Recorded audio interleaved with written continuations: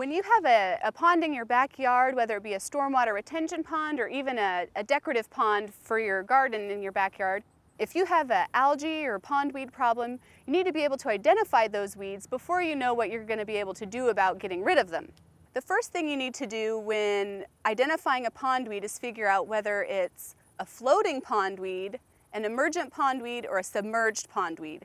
So if you have a floating pondweed, that's pretty easy. It's going to be like duckweed, filamentous algae, one of those things that float on top of the water, and it can move back and forth with the wind. So you'll see it moving from one end of the pond to the other depending on the wind that day.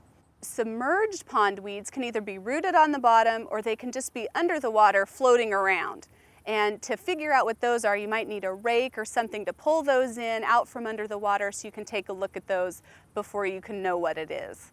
And then the emergent weeds are going to be along the edge. They're the ones that stick up, have roots in the ground and stick up. They might be in the water or up on the edge like these cattails here.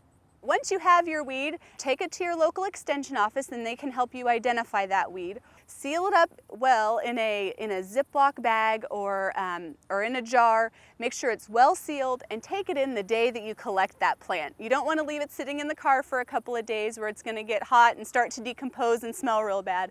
So just collect the sample and take it right away to your extension office and we'll help you figure out what's going on. Or you can hop online, go to the link provided on Kansas Healthy Yards and follow it to a really good website to help you identify your pondweeds with pictures and descriptions about what the weed looks like, and you'll be able to figure out what sort of weeds you have in your pond. For more information, visit your local extension office or visit our website at kansasgreenyards.org.